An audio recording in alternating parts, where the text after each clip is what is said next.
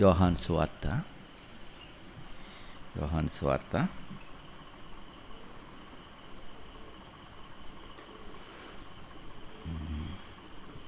7వ అధ్యాయం.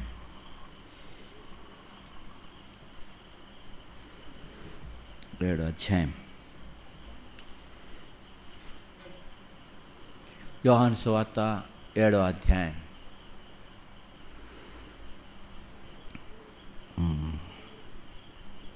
25వ వచనం నుంచి, యెరూషలేము వారిలో కొందరు, వారు చంపవెదకి చిన్నవాడు ఈయనే కాడా?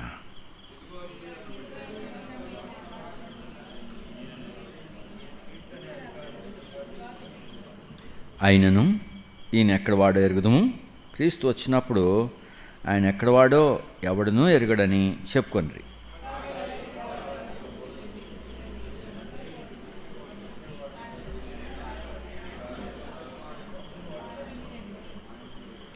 నేను ఆయన యొద్ద నుండి వచ్చి తిని, ఆయన నన్ను పంపెను గనుక నేను ఆయనను ఎరుగుదునని బిగ్గరగా చెప్పాను.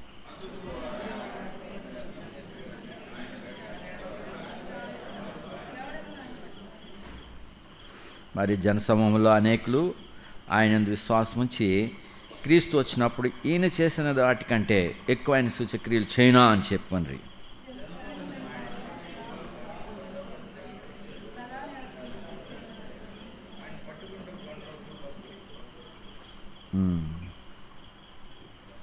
చాలు, ప్రార్థించుదాం. నమ్మకమైన దేవా, మీ పరిశుద్ధ లేఖనాలు మాకు ఇచ్చినంత వందనాలు తండ్రి. నీ ప్రియకుమారుని మా కోసం పంపించినావు దేవా, నీ వందనాలు.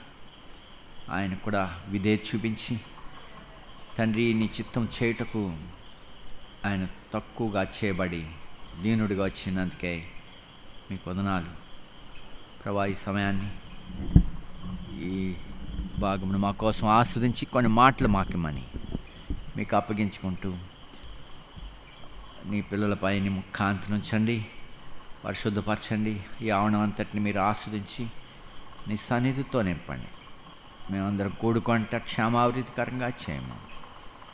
ఏ తెగులు కీడు మరి మీరే వీటన్నిటి నుండి మమ్మల్ని విడిపించి నీ పరిశుద్ధతను బట్టి, నీ తేజోమహిమను బట్టి ప్రభా, నీ ముఖ కాంతి, నీ నీతి కిరణాలు మా మీద ప్రకాశం చేయమని ప్రభా, పరిశుద్ధపరచమని మరి ఈ సమయానికి కొన్ని మాటలు మాకు మన యేసు ప్రాణం వేడుకుంటున్నాం తండ్రి.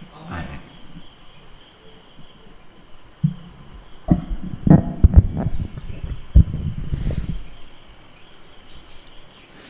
యోహాను సువార్త 7వ అధ్యాయంలో మనం ప్రభు పండగకు వచ్చినాడు. ఎంత పేదరికమున్నా బాల్యం నుండి ప్రభు యెరూషలేము నాకు వాడుక చొప్పున తీసుకుపోబడేవాడు. మరి ఈ పండగకి ఇక్కడ తాను ఇంకా సిలువేయబడక మునుపు, మరి ఇది ఏ సంవత్సరమో, ఆయన ఈ పండగకు వచ్చినాడు.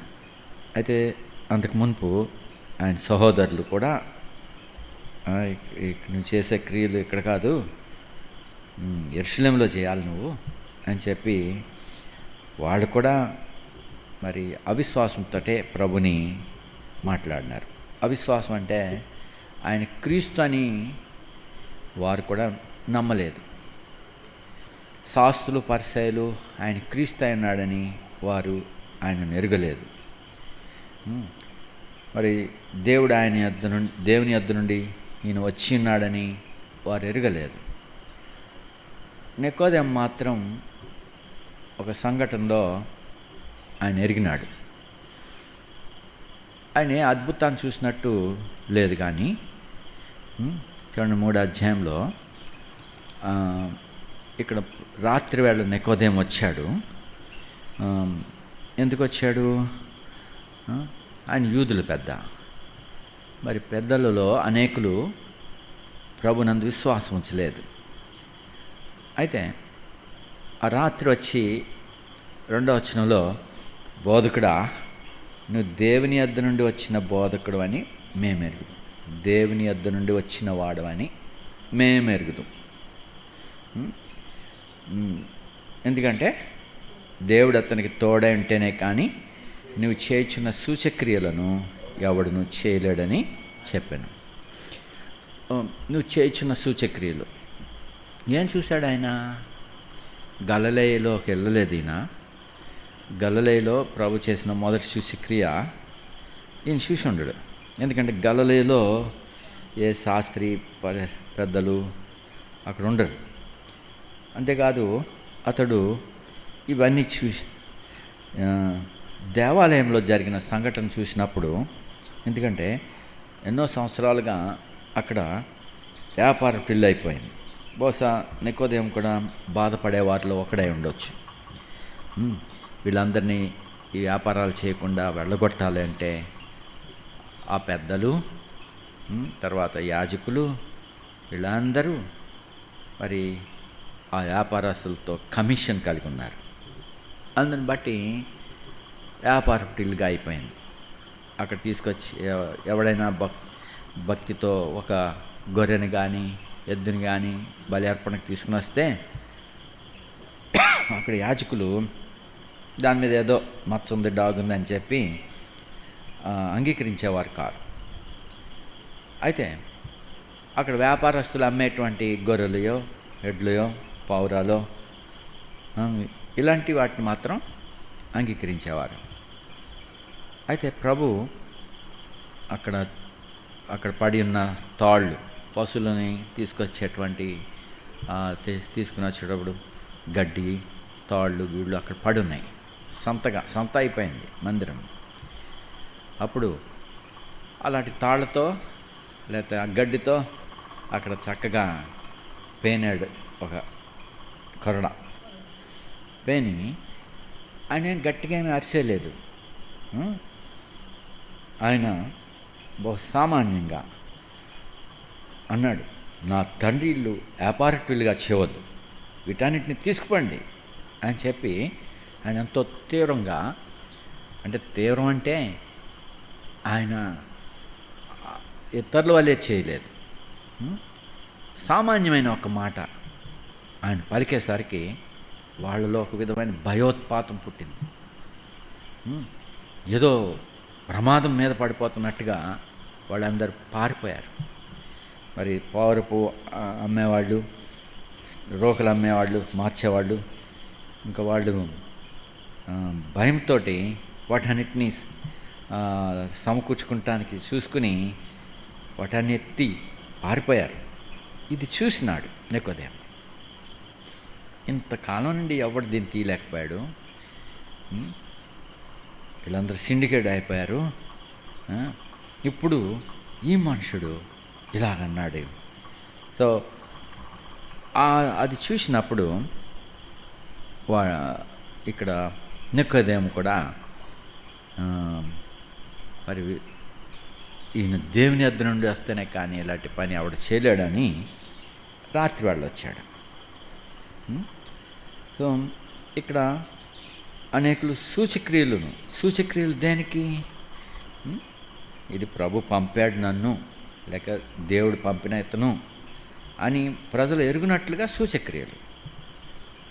ఏదో అక్కడ ఎంటర్టైన్మెంట్ చేయటానికి ప్రజలని ఏదో సర్కస్లో లేక గారిడీలు చేసేటి వాళ్ళు, మంత్రాలు చేసేటి వాళ్ళు అలాగ చేసి ప్రజలను ఆనందింపచేయటం కాదు సూచక్రియలు. సూచక క్రియ అంటే దేవుడు పంపించాడనే దానికి రుజువు. మరి ప్రభు తండ్రి ఈయనను పంపాడు. ఇక్కడ నికోదేము కూడా గుర్తించాడు. కానీ ప్రభు అన్నాడు, నువ్వు క్రొత్తగా జన్మించితేనే కానీ దేవుని రాజ్యాన్ని చూడలేవు. ఈ రీతిగా ప్రభు అతనితో మాట్లాడినాడు. అతను లోపల విశ్వసించినాడు, కానీ బయటపడలేదు. ఇంకా అనేకులు ప్రభుని నమ్మారు. దేనికి నమ్మారు? ఏం నమ్మారు వాళ్ళు? యేసు ప్రభునందు విశ్వాసం ఉంచారు చాలామంది. దేనికి?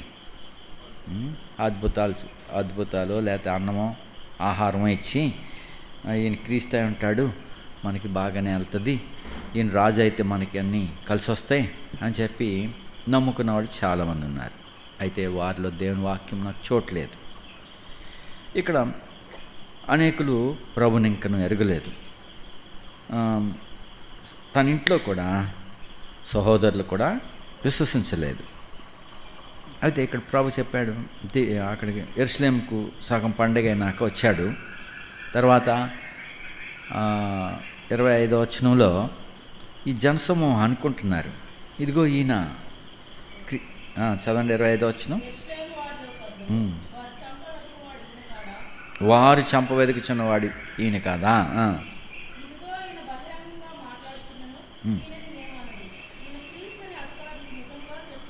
ఈయన క్రీస్తుని అధికారులు నిజంగా తెలుసుకుందురా అని అనుకుంటున్నారు. అప్పుడు ప్రభు 27వ వచనం, ఒకవైపు ఎన్ని విధాలుగా మాట్లాడుతున్నారు చూడండి. ఆయన చేసే క్రియలను చూస్తున్నారు, మరి వాళ్ళు ఇంకా ఎరగలేదు అన్నట్టుగా అంటున్నారు. అయినా మళ్ళీ ఇంకొక మాట అంటున్నారు 27వ వచనం, ఆయనను ఈయన ఎక్కడ వాడో ఎరుగు. ఎక్కడవాడు? గలిలయలోని నజరేతు వాడు, మరియ కుమారుడు. అలాగా వాళ్ళ సహోదరులు వీళ్ళు కాదా వాళ్ళు కాదా అనుకుని ఈ 2 విధాలుగా మాట్లాడుతున్నారు వీళ్ళు. అయితే ఈయన ఎక్కడ వాడో ఎరుగుదము. అయితే క్రీస్తు వచ్చినప్పుడు ఆయన ఎక్కడ వాడో ఆయన మళ్ళీ ఇలాగా అన్నారు. అప్పుడు ప్రభు 28వ వచనం,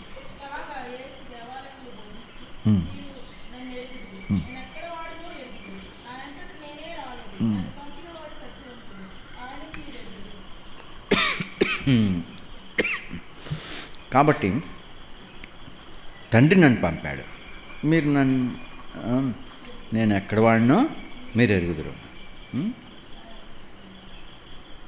క్రీస్తు నేను ఎక్కడ వాడినో మీరు ఎరుగుదురు, నా అంతట నేను రాలేదు, నన్ను పంపిన వాడు సత్యవంతుడు, ఆయనను మీరు ఎరుగరు, తండ్రిని వారు ఎరుగరు, నన్ను పంపినవాడు. ఇక్కడ అనేక సార్లు ప్రభువైన యేసుక్రీస్తు తండ్రి నన్ను పంపాడని, దేవుడు పంపినవాడని రాయబడింది.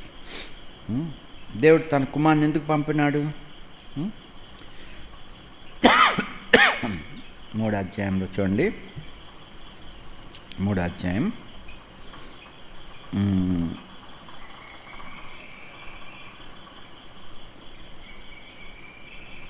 17వ వచనం.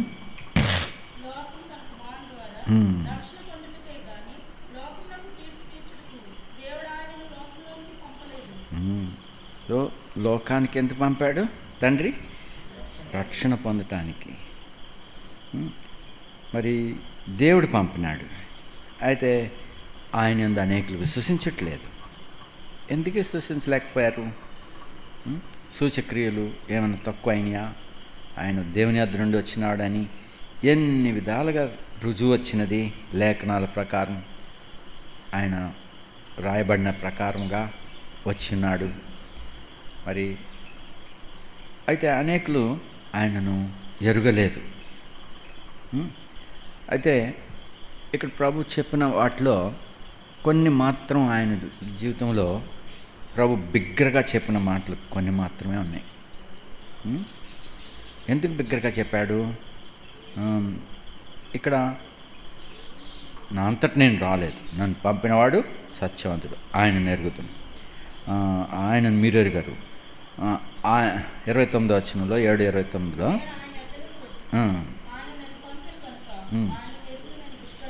ఎంత చెప్పాడు బిగ్గరగా?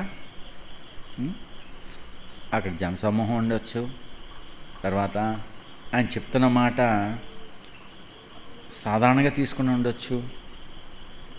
ఇప్పుడు ఆయన బిగ్గరగా చెప్పినప్పుడు అది వినేవాళ్ళు వినాలని, చెవిగలవాడు వినుగాక. మరి ఇక్కడ ప్రభు తండ్రి పంపించాడు ఆయన్ని, మరి వారు ఆయనను ఎరగలేదు. అయితే దేవుడు నన్ను పంపించినాడు నేను ఆయన ఎరుగుదునని బిగ్గరగా చెప్పినాడు. మరి ఇలాగ గట్టిగా బిగ్గరగా చెప్పిన సంఘటన ఇంకోటి, ఎవడు నా యందు విశ్వాసం ఉంచునో లేఖనం చెప్పినట్టు వాని కడుపులో నుండి జీవజలములు ప్రవహించునని మళ్ళీ బిగ్గరగా చెప్పాడు. అంటే ప్రజలు వినే చెవి లేదు.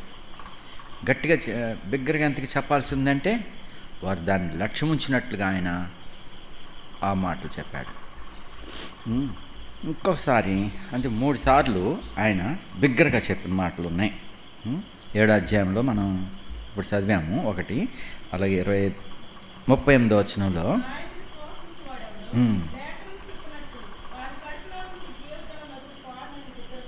బిగ్గరగా చెప్పాడు. ఇంకా 12వ అధ్యాయంలో కూడా ప్రభు అసలు ఆయన అరవడు, ఆయన కేకలు వేయడు, బొబ్బలు పెట్టడు. కానీ ఇక్కడ ప్రభు కొన్ని విషయాలు ఎందుకు గట్టిగా చెప్తున్నాడు. 44 వచ్చిన 12:44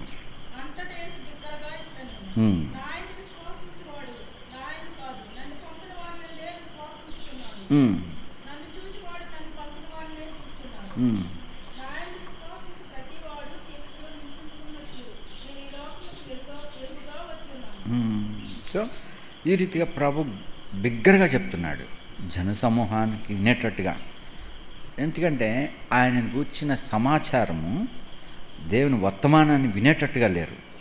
చూడు 37 వచ్చును 12:37 యేసు ఈ మాటలు చెప్పి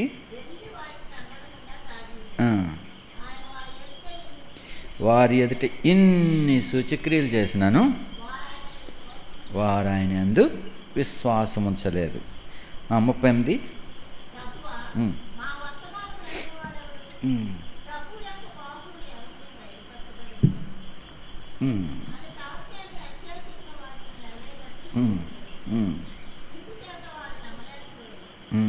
సో వారు ఆయన నమ్మలేకపోయారు.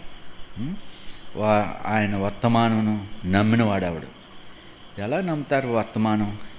అక్కడ ఏదో గాంభీర్యత కనపడితే, అక్కడ ఏదో గొప్పదేదైనా కనపడితే, లోక సంబంధమైన ఆడంబరం, ఏదో డమ్మంగా అతిశయపూర్వకంగా ఏదో గొప్పగా ఐశ్వర్యవంతంగా ఏదన్నా అక్కడ కనపడితే దాని తట్టు ఆకర్షించబడతారు ప్రజలు. సొలొమోను వైభవం చూడండి. సొలొమోను లాగా ఉంటే ప్రభు అందరూ ఆకర్షించబడి ఉండేవారు. సొలొమోను యొక్క ఘనతను గురించి షేబారాణి విని దేశానికి వచ్చింది. ఇజ్రాయెల్ దేశంలో పర్మిషన్ అడిగి సొలొమోను దర్శనం కొరకు వచ్చింది. ఆమె పొలిమేరలతో ఎంటర్ అయిన వెంటనే ఆ వాతావరణము, అక్కడున్న ప్రజల యొక్క ప్రతివాడు తన ద్రాక్ష చెట్టు కింద ఉండి మరి ఆ గెలలన్నింటినీ, ద్రాక్ష గెలలన్నింటినీ ప్యాక్ చేసి రోడ్డు పక్కన ఎక్స్పోర్టింగ్ కోసం గొట్టలుగా పెట్టేస్తే, ఏంటి వీళ్ళు ఇంత ఆహారం సమృద్ధిగా ఉంది, ఇంత గొప్పగా ఉన్నది ఈ దేశంలో, వీళ్ళు రాజు ఇంత మంచి పథకాలు కలగజేశాడు అని చెప్పి ఆమె ఆశ్చర్యపోతూ వస్తూ ఉంది. సో ప్రజలందరూ క్షేమంగా ఉండేట్టు చూస్తుంది.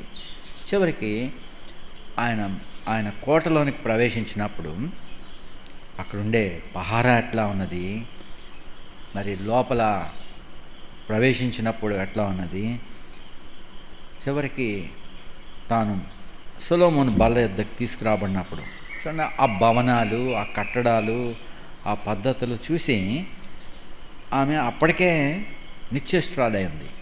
తర్వాత నిర్ణయించబడిన సమయానికి సొలొమోను బల్ల యొద్దకు వచ్చినప్పుడు ఇంకా ఆమె నిశ్చేష్టురాలైపోయింది. సో ఎంతో ఆశ్చర్యపోయింది, అబ్బురపడింది. సో ఎంతో దూరం నుండి వచ్చిన ఆమె మరి ఎంతో విని ఆకర్షించబడింది. ఎందుకంటే నిజమే, సొలొమోను యొక్క వైభవం, అతని భవనము, అతని యొక్క గుమ్మములలో తెరలు, లేక అతని యొక్క అలంకరింపబడిన పద్ధతులు అన్నీ చూసినప్పుడు నిజంగా ఆకర్షణీయమైనది. అయితే ప్రభు అంటాడు, నేను సొలొమోను కంటే గొప్పవాడిని అంటున్నాడు. మరి ఏ విషయంలో కంపేర్ చేస్తారు వాళ్ళు? ఉం? సొలొమోను కంటే గొప్పవాడిని ఇక్కడ ఉన్నాను, దేవాలయం కంటే గొప్పవాడు ఇక్కడ ఉన్నాడు, యోనా కంటే గొప్పవాడు ఇక్కడ ఉన్నాడు అని చెప్తుంటే ఎవడు నమ్ముతాడు? మేము తెలియజేసిన సమాచారం ఎవడు నమ్మాను? సో యెహోవా బాహు ఎవనికి బయలుపరచబడి ఎండిన నేలలో లేత మొక్క వలె ఉన్నాడు. ప్రజలు విశ్వసించట్లేదు. అక్కడ ఏదైనా ఆడంబరంగా జరిగితే, లేక ఆయన సొలొమోనుతో కంపేర్ చేయాలంటే ఈ మనుషుడికి తలవాల్చుకుంటూ కూడా స్థలం లేదు. ఆయన ధనవంతుడైండి, మీ నిమిత్తము దరిద్రుడాయన. మరి ఆయన ఐశ్వర్యం లేదు ఆయనకి. తను పంపిన తండ్రి ఐశ్వర్యవంతుడు, ఆయన ద్వారానే సమస్తం ఉన్నాయి. భూమి ఆకాశంలో ఆయన వలన కలిగినవి, ఆయనే వారసుడు దానికి. మరి అంతగా తక్కువగా చేయబడి ఆయన వచ్చాడు. అయితే ఆయన సొలొమోను కంటే గొప్పవాడే. సొలొమోను కొన్ని తరాల మట్టికి తన యొక్క వైభవం కనపడింది.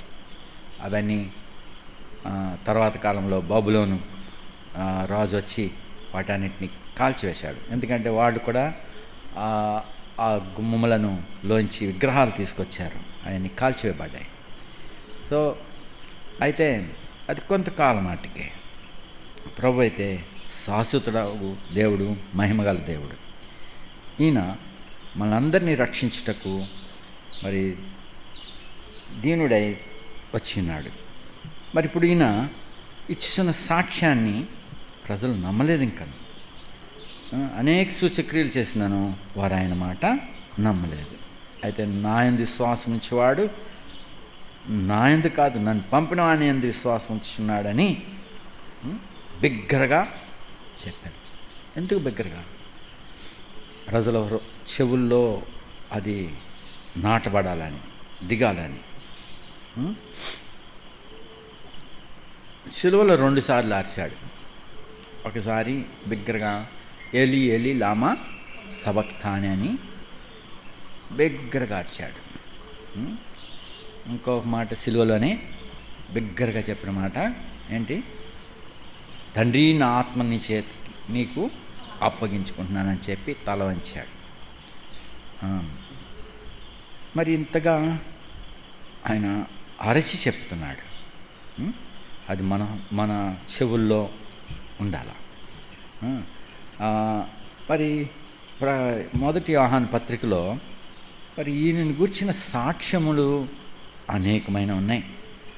లేఖనాలు సాక్ష్యం ఇస్తున్నాయి, లేఖనములు ప్రభుని గురించి సాక్ష్యం ఇస్తున్నాయి. మోషేయు అనగా మోషే గ్రంథం ధర్మశాస్త్రము, కీర్తనలు, ప్రవక్తల గ్రంథములు, ఈ పరిశుద్ధ లేఖనాలన్నీ యేసుని గురించి సాక్ష్యం ఇస్తున్నాయి. అయితే ఈ సాక్ష్యాన్ని లేఖనాలు చదువుతున్నారు, వారు గ్రహించలేదు. యోహాను మొదటి పత్రికలో దేవుడు పంపాడు తన కుమారుని అని 5వ అధ్యాయంలో 6వ వచనం.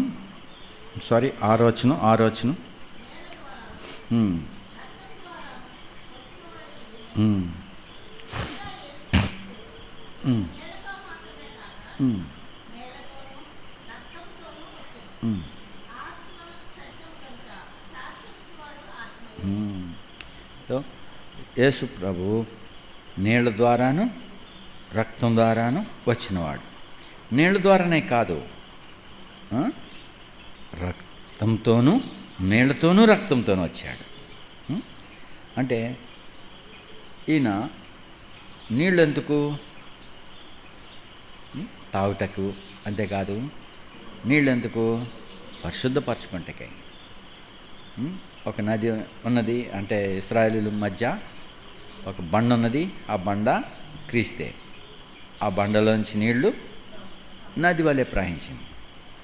సో అవి వాళ్ళు పరిశుద్ధపరచుకుంటకు, వారు బట్టలు ఉతుక్కుంటకు, వారు శరీరం శుద్ధి చేసుకుంటకు, వారు త్రాగుటకు అంతగా ఇవ్వబడ్డాయి.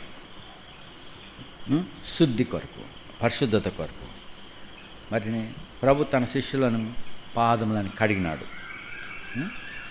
ఆయన తర్వాత రక్తం దేనికి? మన మన హృదయములను, మన మనస్సాక్షిని శుద్ధి చేయటం. సో నీరు, రక్తం ఇవి యేసు ప్రభు ఆయన నీళ్ళ ద్వారా మాత్రం కాదు, నీళ్ళ ద్వారాను రక్తం ద్వారాను వచ్చినాడు. మరి ఆయనను పొడిచినప్పుడు ఆయనలోంచి ఏమొచ్చినాయి? నీరు, రక్తము కారింది. సో నీ కొరకు చేయవలసిందంతా ఆయన చేసి ఉన్నాడు.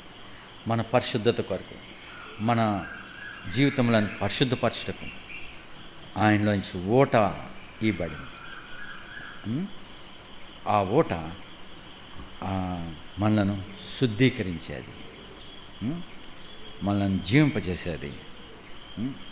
మరి చూడండి, సంఘాన్ని పరిశుద్ధపరచుటకై వాక్యం అనే ఉదకము ద్వారా ఆయన దానికి స్నానం చేశాడు. ఎందుకు? తన ఎదుట పరిశుద్ధులుగా నిలబెట్టడానికి. చూడండి, మొదటి ఎఫెసీలకు 5వ అధ్యాయంలో, ఎఫెసీ 5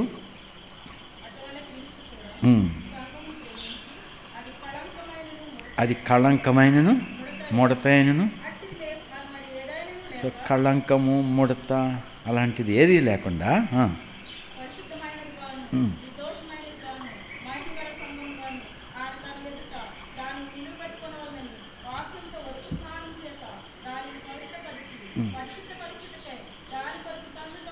దాని కొరకు తను తాను అర్పణ. ఉద్దేశం దేని కొరకు? సంఘమును తన ఎదుట ఏ విధంగా నిలబెట్టడానికి? కళంకమైనను ముడతైనను లేకుండా పరిశుద్ధమైనది గాను, నిర్దోషమైనది గాను, మహిమ గల దాన్ని గాను తన ఎదుట నిలబెట్టుటకై ఉదక స్నానం. ఉదకం అనగా నీరు. నీటి ద్వారా దాన్ని పరిశుద్ధపరిచి పరిశుద్ధుడికై తను తాను అర్పించుకున్నాడు. సంఘమును ప్రేమించి ఇంతగా ఇచ్చినాడు. రక్తం దేనికి? రక్తము చూడండి, హెబ్రీయులకు రాసిన పత్రికలో రక్త ప్రోక్షణ లేకుండా పాప క్షమాపణ లేదు. 9వ అధ్యాయం 9 హెబ్రీ 9:14 చదవండి. 22వ వచనం.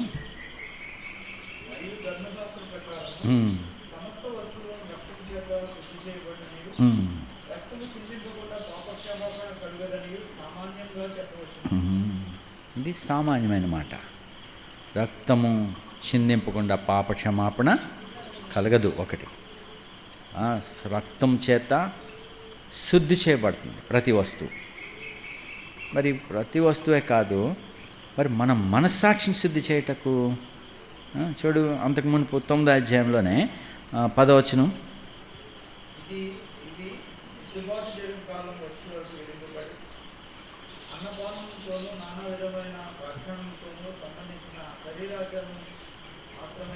దిద్దుబాటు కానవచ్చు వరకు ధర్మశాస్త్రంలో చేయబడే క్రియలన్నీ అవన్నీ సరిచేయబడాలా. దేనికి? ఒక ముందున్న రాబోయే అసలైన దాని కొరకు ఛాయారూపకమైనవి నానా విధములైన ప్రక్షాళనలు, అంటే శుద్ధీకరణలు. మరి అక్కడ కొన్ని ఆచారముల ప్రకారం వాళ్ళు చేసేవారు. అయితే ఇప్పుడు 11వ వచనం.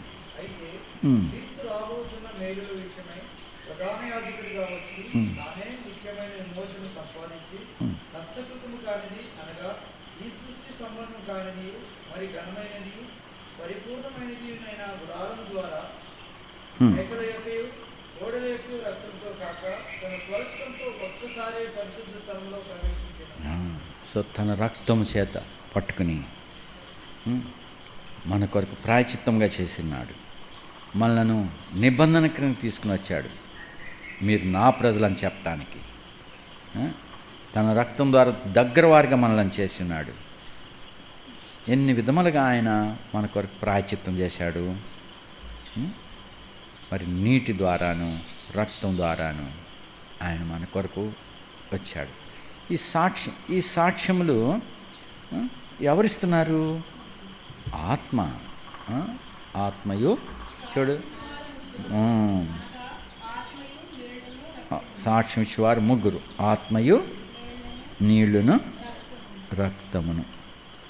సో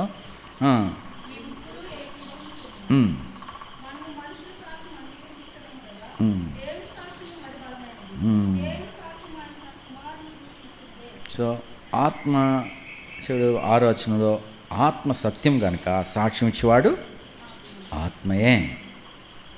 సో ఆయన శరీరధారిగా వచ్చాడు, ఆయన నీటితోనూ రక్తంతోనూ వచ్చినాడు. యేసుక్రీస్తు మరి శరీరంతో మన కొరకు వచ్చినాడు. చూడు 2వ వచనం, 4వ అధ్యాయం 2వ వచనం.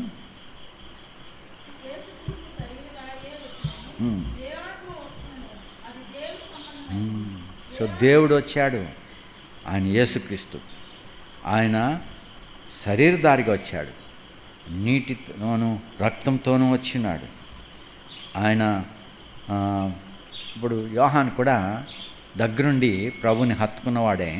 సిలువేయబడినప్పుడు కూడా అతడు, ప్రభు సిలువేయబడినప్పుడు కూడా అక్కడ దగ్గరగా ఉన్నవాడు యోహాను.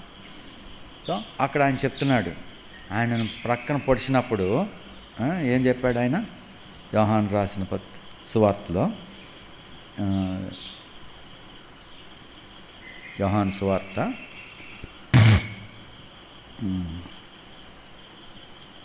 'నీరు రక్తం కారెను'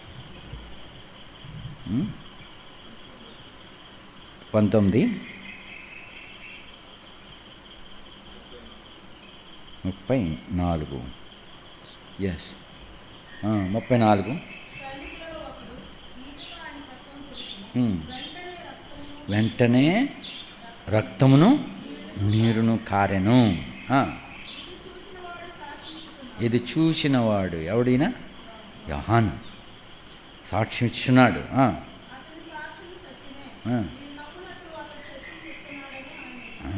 మీరు నమ్మునట్లు. సో ఎందుకు ఈ మాట సాక్ష్యము? మీరు నమ్మాలనే సాక్ష్యం. సో యోహాను సాక్ష్యం ఇస్తున్నాడు, నేను చూశాను, ఆయన పొడిచినప్పుడు నీరును రక్తం కారి. సో ఆయన శరీరంలో వచ్చినాడు, మన రక్షకుడు శరీరంలోనికి వచ్చాడు, దేవుడు శరీరంలో ప్రత్యక్షమైనాడు, దేవుడు శరీరధారిగా చేయబడ్డాడు. God was manifested in the flesh, శరీరంలో ప్రత్యక్షమయ్యాడు. సో శరీరంలో ఉండి ఆయన నిర్దోషి, ఆయనలో ఏ దోషం కనపడలేదు.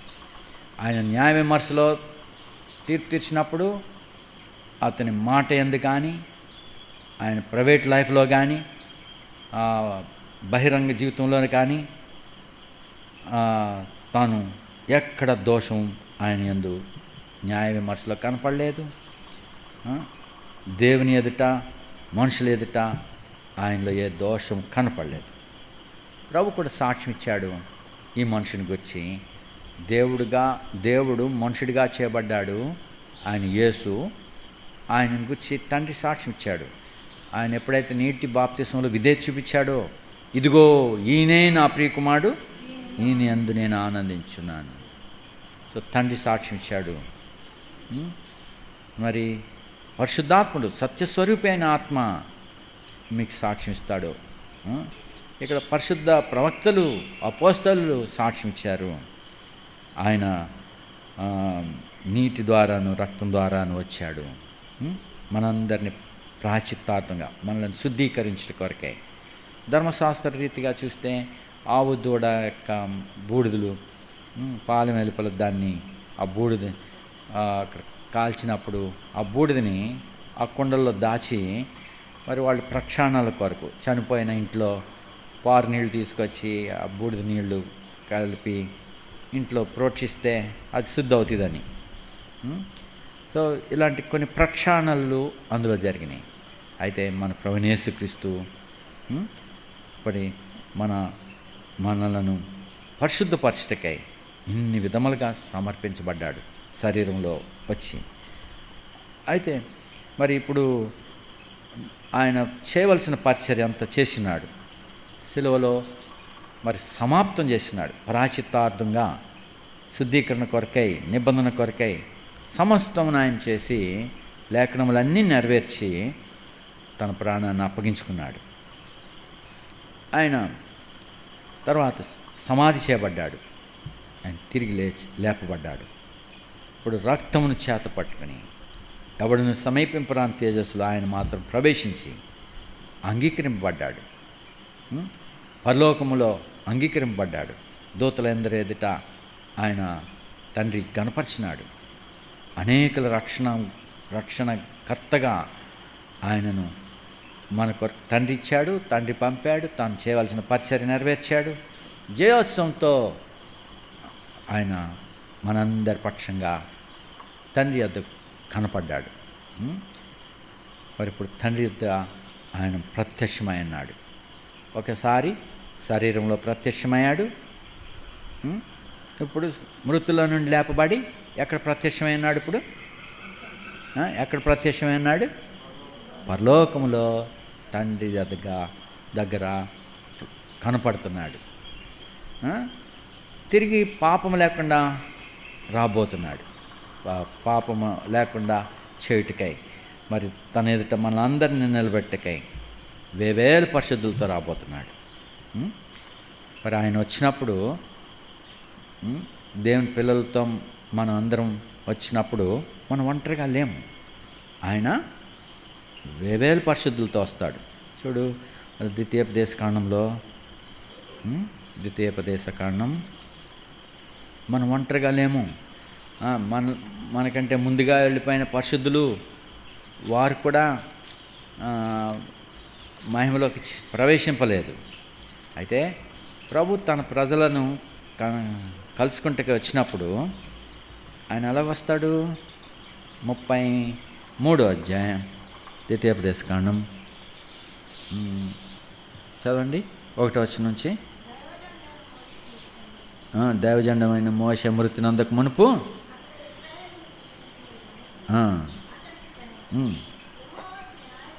యెహోవా సీనాయి నుండి వచ్చెను.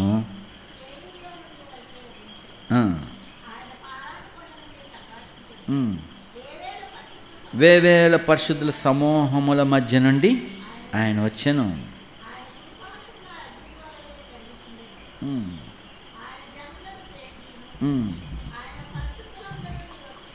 ఆయన పరిశుద్ధులందరూ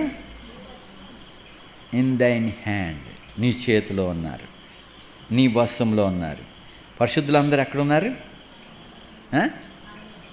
ఆయన చేతిలో, ఆయన వశంలో ఉన్నారు. మహిమలో ఉన్న పరిశుద్ధులు, భూమి అంతటా ఉన్న పరిశుద్ధులు అందరితో మనం ఆయన చేతిలో ఉంచబడ్డాం. ఆయన మనలందరినీ పరిశుద్ధుల సమూహంలో ఉంచున్నాడు. వేవేల పరిశుద్ధ సమూహము. మరి యోధా పత్రికలో 14వ వచనంలో చదవండి. యోధా పత్రిక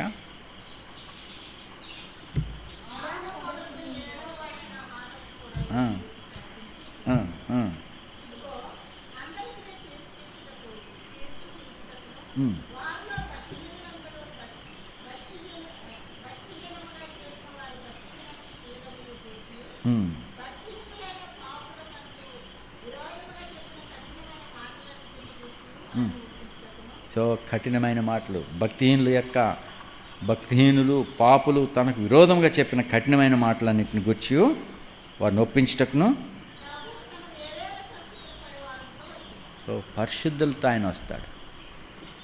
భక్తిహీనులు పాపులు వాళ్ళు పలికిన కఠినమైన మాటలు, అపవిత్రమైన మాటలు గురించి ఆ దినాన్ని వాళ్ళ మీద నేరస్థాపన జరుగుతుంది. కానీ ప్రభు తన వేవేల పరిశుద్ధులతో ఆయన వచ్చాను. ఇక్కడ ఆదాము మొదలుకొని 7వ వాడైన హనోకు దినాల్లో ఆయన తీసుకుని వెళ్ళటకై, హనోకుని తీసుకుని వెళ్ళటకై వేవేల పరిశుద్ధులతో ఆయన వచ్చాడు. ఇక్కడ ఇశ్రాయేలులను కలుసుకుంటకై వేవేల పరిశుద్ధులతో ఆయన వచ్చాడు. మరి పరలోకమునకు ఆయన ఆరోహణమైనప్పుడు ఆయన ఎలా ఉన్నాడు? కీర్తనలో చూడండి, 78 కీర్తనలో మనం ఒంటరిగా లేము. ప్రభు తన ప్రజలతో పరిశుద్ధుల స్వాస్యంలో మనలను కూడా పాత్రలుగా చేసి ఉన్నాడు. కాబట్టి మనం దేవుని యథార్థంగా ఆరాధించవలను. ఆయన వేవేల పరిశుద్ధులతో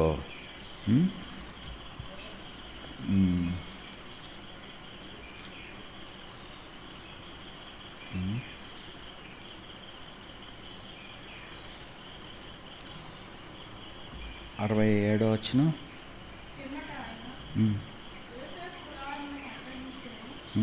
60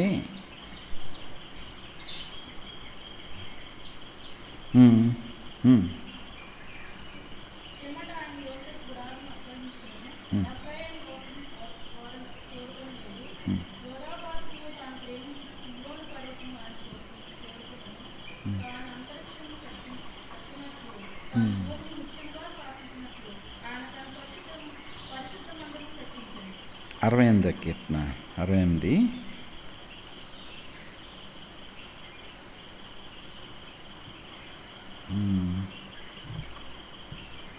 17వ వచనం.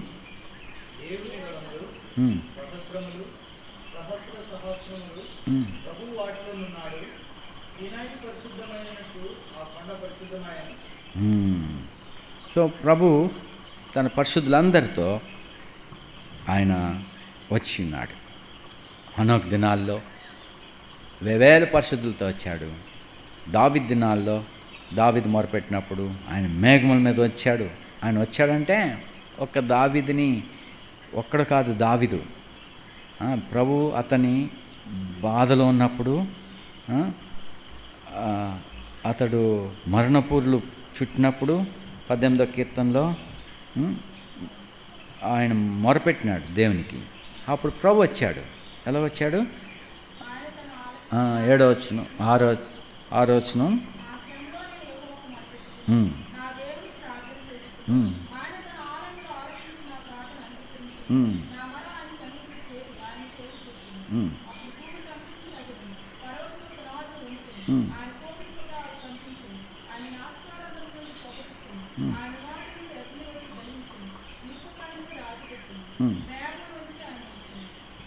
మేఘములను వంచి ఆయన వచ్చెను.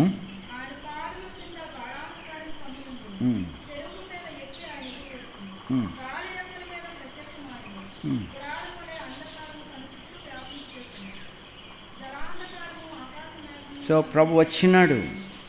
ఆయన వచ్చినప్పుడు వేవేల పరిశుద్ధులతో వస్తున్నాడు. ప్రభు తన వశంలో మనల్ని అందరినీ ఉంచినాడు. మనం ఆయన చేతిలో ఉన్నాం. ప్రభు మనల్ని తన చేతిలో ఉంచుకున్నాడు, తన వశంలో ఉంచుకున్నాడు. ఇప్పటికే మహిమలో ఉన్న పరిశుద్ధులు ఆయన వశంలో ఉన్నారు. భూమి అంతటా ఉన్న పరిశుద్ధులు ఆయన వశంలో ఉన్నారు. పూర్వకాలపు భక్తులందరూ ప్రభు చేతిలో ఉన్నారు. ప్రభు మళ్ళీ వేవేల పరిశుద్ధులతో రాబోతున్నాడు. ఆయన ఆరోహణమై ఇప్పుడు తండ్రి యొద్ద మన కోసం ఉన్నాడు. ఆయన తిరిగి రాబోతున్నాడు. కాబట్టి మనలను కూడా ప్రభు తన కృప చొప్పున పరిశుద్ధపరచుటకై, ప్రాయశ్చిత్తం చేయుటకై ప్రధాన యాజకుడిగా తాను ఒక్క బలి అర్పణ చేత మనలను సదాకాలం నాకు పరిశుద్ధులుగా చేయగలిగినాడు. కాబట్టి ఆయన మన కొరకు నీరు రక్తమును ఆయనలోంచి వచ్చినాయి. సో ఈ సాక్ష్యము మరి నమ్మలేదు అంటే అర్థం ఏంటి? వాడు దేవుణ్ణి అబద్ధికునిగా చేసిన వాడే. చూడు 5వ అధ్యాయం 1 యోహాను 10వ వచనం.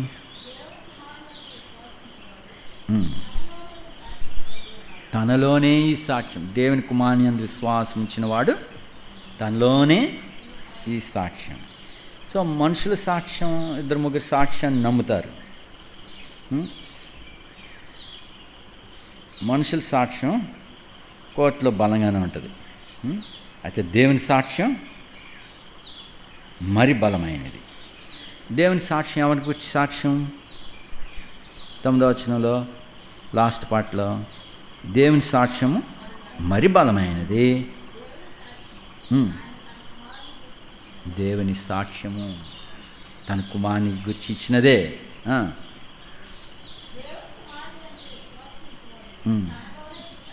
తనలోని సాక్ష్యమును కలిగి ఉన్నాడు. సో ఈ సాక్ష్యాన్ని ఎవరైతే నమ్మలేదో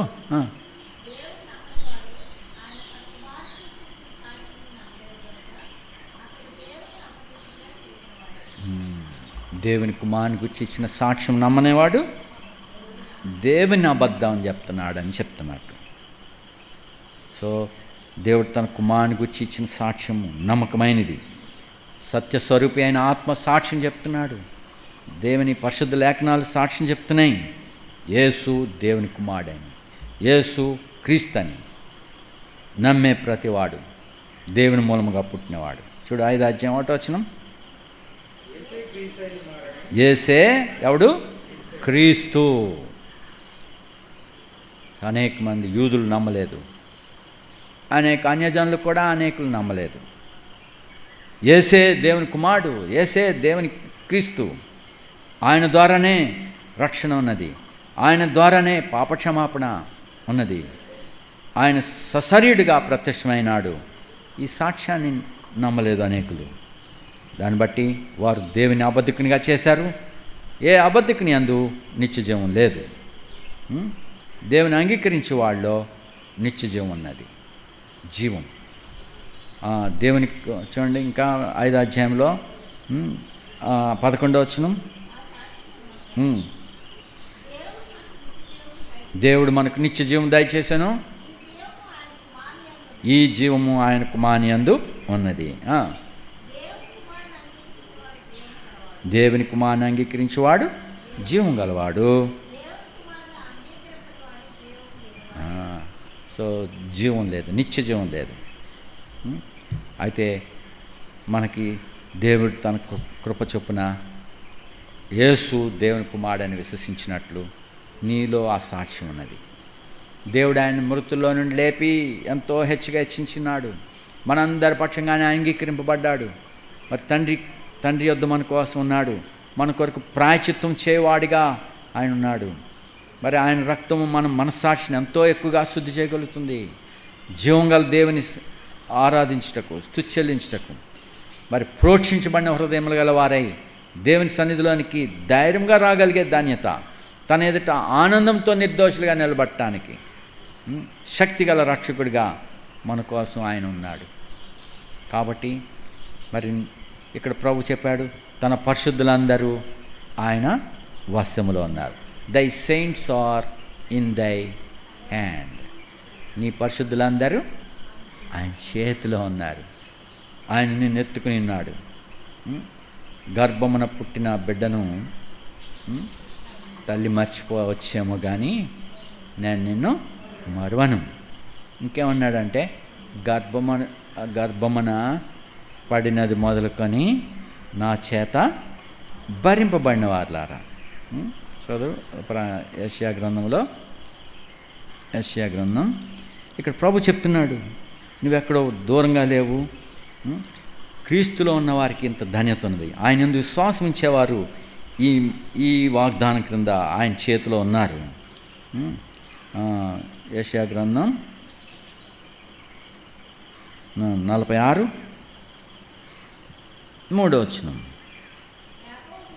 యాకోబు ఇంటి వార్లారా, ఇశ్రాయేల్ ఇంట్లో శేషించిన వార్లారా. సో మిగిలిన మీరు యాకోబు ఇంటి వార్లారా, ఎన్నో శ్రమల గుండా వెళ్ళి ఉండొచ్చును. ఇశ్రాయేల్ ఇంటిలో శేషించిన వారుగా మిగిలి ఉన్నారు. అయితే గర్భమున పుట్టినది మొదలుకొని, సో తల్లి గర్భంలో తల్లి 9 నవమాసాలు మోసింది అంటారు. తల్లి గర్భంలో నుంచి పడిపోకుండా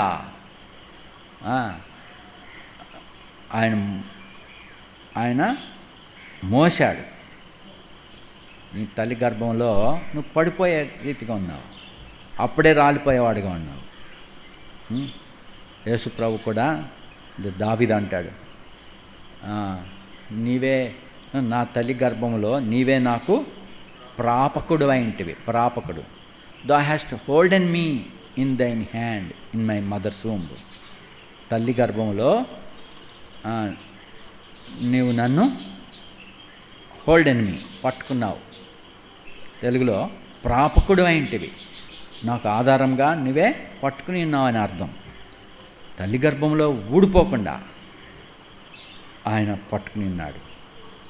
సో యేసుప్రభు కూడా ఆయన తల్లి గర్భంలో ప్రవేశించినప్పుడు ఆయన కూడా తల్లి గర్భంలో మోయబడ్డాడు. తర్వాత ఆయన జన్మించాడు, తన తల్లి యొద్ద స్తన్యపానం చేసినాడు. అలాగే మోషే తల్లి దగ్గర పానం చేసినాడు. అప్పుడు విశ్వాసం కలిగిందంట, తల్లి చెప్తా ఉంది. సో ఇక్కడ యేసుప్రభు కూడా అలా భరింపబడినాడు. అయితే మనందరి కొరకు ఆయన ఆ రీతిగా చేయబడ్డాడు. అయితే ఇప్పుడు నిన్ను కూడా తన తల్లి గర్భమున పడినది మొదలుకొని నా చేత భరింపబడిన వారులారా, నువ్వు అప్పుడే రాలిపోవాల్సిన వాడు, ఇంకా నువ్వు ఆయన చేత భరింపబడుతున్నావు. ఇంకా చదవండి. తల్లి ఒడిలో కూర్చున్నది మొదలుకొని తర్వాత ఏం చేస్తుంది? పిల్లవాడిని ఒడిలో పడుకోబెట్టుకుంటుంది. తర్వాత ఏం చేస్తుంది? చంకను పెట్టుకుంటుంది. తర్వాత ఇప్పుడు ముదిమిలో కూడా నన్ను ఎత్తుకునేవాడు నీవే.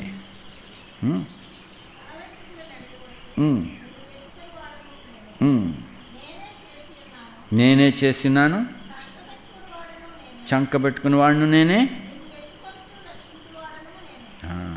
సో ఆ రీతిగా మిమ్మల్ని మోసేవాడు, మిమ్మల్ని భరించున్నవాడు, ప్రధాన యాజకుడిగా మిమ్మల్ని భరిస్తున్నాడు. ప్రధాన యాజకుని యొక్క ఏఫోదు అంగీ మీద పతకములు ఉన్నాయి. అందులో ఇశ్రాయేల్ పేర్లు ఒకటి దేవునికి జ్ఞాపకం చేయబడుతున్నారు, రెండవది భరించుచున్నాడు. ఆ పతకం మీద 12 రాళ్ళు, ఇశ్రాయేల్ 12 గోత్రాలు దాని మీద రాయబడ్డాయి. ఇప్పుడు ఈ రాళ్ళు దేవునికి అతి పరిశుద్ధ స్థలంలో పేర్లు జ్ఞాపకం చేయబడుతున్నాయి. అనుకోవచ్చు నువ్వు, దేవుడు నన్ను మర్చిపోయాడు. లేదు ప్రియులారా, దేవుడు నిన్ను మరవలేదు. ఆయన నిన్ను పేరుని ఎరిగినాడు. తర్వాత నిన్ను భరిస్తున్నవాడు, నిన్ను ఎత్తుకున్నవాడు. ఇంకో మాట అన్నాడు ఇందాక, thy saints are in thy hand. పరిశుద్ధులందరూ ఆయన వశములో ఉన్నారు, రెండోది ఆయన చేతిలో ఉన్నారు, ఆయన భుజమున మోయబడుతున్నారు. మిమ్మల్ని భుజాన్ని మోస్తున్నాడు. మనం ఈ ప్రాంతంలో పిల్లల్ని ఎత్తుకునే పద్ధతి నేను చూసినప్పుడు, బాల్యం నుండి కొంతమంది పిల్లల్ని ముందు ఎత్తుకుంటారు, ఇలా పడుకోబెట్టుకుంటారు. తర్వాత ఒక వయసు వచ్చాక కొన్ని నెలలు నిండాక చంకను ఎత్తుకుంటారు. తర్వాత కొన్నిసార్లు మోసుకొస్తారు, మెడ మీద ఎక్కించుకుని మోస్తారు. మరి కొంతమంది పిల్లల్ని ముందు కట్టేసుకుంటారు. కోతి పిల్లల్ని పట్టుకుంటుంది, లేదా పిల్లలు కోతిని పట్టుకుంటాయి. కానీ ఈ పిల్లలు ఒక మూటలాగా ఇక్కడ తగిలిచ్చి ఇలా మోస్తూ ఉంటారు కొద్దిమంది. అయితే ప్రభు మనలను తన భుజమున మోయిచున్నాడు, నేను విడవలేదు. కాబట్టి నీవు ఆయనపై నీ హృదయాన్ని స్థిరపరచుకున్నప్పుడు అది నువ్వు ఎరుగుతావు. లేకపోతే బర్నబాస్ ప్రార్థన చేయలేదు, నా మీద కక్ష అలాగే ఇలాగని సణుక్కుంటూ ఉంటావు. నీ హృదయం ప్రభుపై ఉన్నదా? నీ ప్రధాన యాజకుని వైపు చూడు, ఆయన నీ కొరకు ప్రాయశ్చిత్తం చేసినవాడు. బర్నబాస్ కాదు, అతని ప్రార్థన కాదు, ప్రభు నిన్ను మోయిచున్నాడు. ఆయన నీ కొరకు ప్రాయశ్చిత్తం చేసినాడు. బర్నబాస్ ఆయన గురించి సాక్ష్యం ఇస్తాడేమో, ఆ సాక్ష్యాన్ని విశ్వసించు. ఆ సాక్ష్యం నమ్మకపోతే నువ్వు దేవుని అబద్ధికునిగా చేసినవాడు. అంతేగాని పరిశుద్ధ లేఖనాలు, పరిశుద్ధాత్ముడు, తండ్రియు సాక్ష్యం ఇస్తున్నారు తన కుమారుని గురించి. ఆయన నీ కొరకు పరలోకంలో తండ్రి యొద్ద ఉన్నాడు.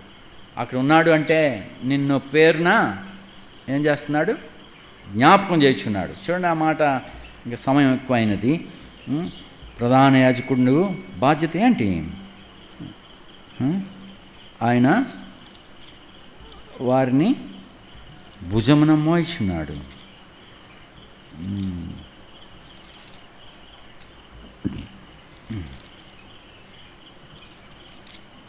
ఇక్కడ ప్రధాన యాజకుడు ఏఫోదు పతకాన్ని ధరించినప్పుడు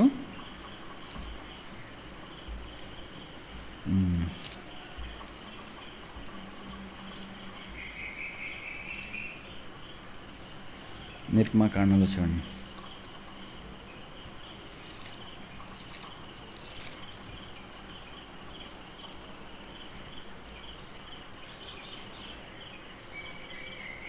ముప్పై 28 అధ్యాయం నిర్గమకాండం 28:12.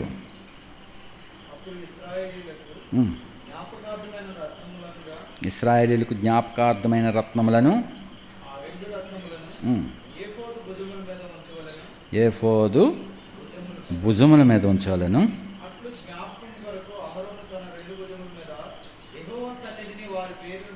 వారి పేర్లు అంటే మిమ్మల్ని ఎత్తుకున్నవాడు. ఎప్పటి నుంచి ఎత్తుకుంటున్నాడు ఆయన చెప్పండి. ఇప్పుడు తల్లి గర్భమున పడినది మొదలుకొని ఎంతవరకు మధ్యలో ఇంక వదిలేయండి. ఎక్కడి వరకు? మరి ముదిములో ప్రభు పిలిచేశాడు, వెళ్ళిపోయారు. వాళ్ళు ఎక్కడ ఉంటారు? ఆయన చేతిలోనే ఉన్నారు, ఆయన వశంలో ఉన్నారు, ఆయన ఎత్తుకునే ఉన్నాడు. ఆయన అక్కడ ఉన్నాడు కాబట్టి మనం ఆయనతో ఉన్నాం. ఆయన అక్కడ లేకపోతే అక్కడికి ఆయన రాలిపోయాడంటే మనందరం పడిపోయినట్టే. ఆయన అంగీకరింపబడ్డాడు. ఆయన త్రోసివేయబడి ఉంటే వీఆర్ ఆల్ రిజెక్టెడ్. ఆయన అంగీకరింపబడ్డాడు. భయభక్తులు గలవాడై ఎంతో భయముతో వణుకుతో తాను విజ్ఞాపనలు ప్రార్థన చేసి సమర్పించుకుని ఆయన అంగీకరింపబడ్డాడు. సో ఆయన తేలికగా అంగీకరింపబడలేదు. కుమారుడైండి తాను పొందిన శ్రమల్లో విధేయత నేర్చుకున్నాడు. కుమారుడైండి మరి ఉపవాసములతోనూ జాగములతోనూ కన్నీళ్లతోనూ మహారోధంతోనూ ప్రార్థనలు యాచనలు అడుక్కున్నట్టుగా ఆయన కుమారుడే. కానీ మనందరి పక్షంగా గోజాడినాడు. నువ్వు చేసే తిరుగుబాటుని, నువ్వు పలికే ప్రతి అపవిత్రమైన విషయాల గురించి మరి నువ్వు నాశనానికి పాత్రుడు. ఆయన దగ్గర నిలుచుటకు నువ్వు పాత్రుడు కాదు, పరిశుద్ధులతో ఉండుటకే నువ్వు పాత్రుడు కాదు. ఆయన తన వేవేల పరిశుద్ధులతో వస్తున్నాడు. అప్పుడు భక్తిహీనులు విరోధంగా పలికే మాటలన్నింటికి వచ్చి తీర్పు తీర్చుటకు వస్తున్నాడు. అయితే ఆ తీర్పులో మరి త్రోసివేయబడాల్సిన నిన్ను నీ కొరకు బ్రతిమాలుతున్నాడు. తండ్రిని బ్రతిమాలినాడు, అంగీకరింపబడ్డాడు. కాబట్టి మరి తన పరిశుద్ధులందరినీ తన వశంలో ఉంచుకున్నాడు. ఆయన భరించుచున్నాడు. ఇంకోటి జ్ఞాపకం చేయించున్నాడు. చూడండి, అలాగనే 29వ వచనం.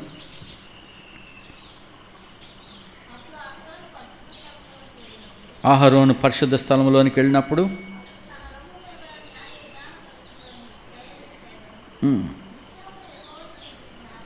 ఇశ్రాయేలీయుల పేర్లను నిత్యము యెహోవా సన్నిధిని.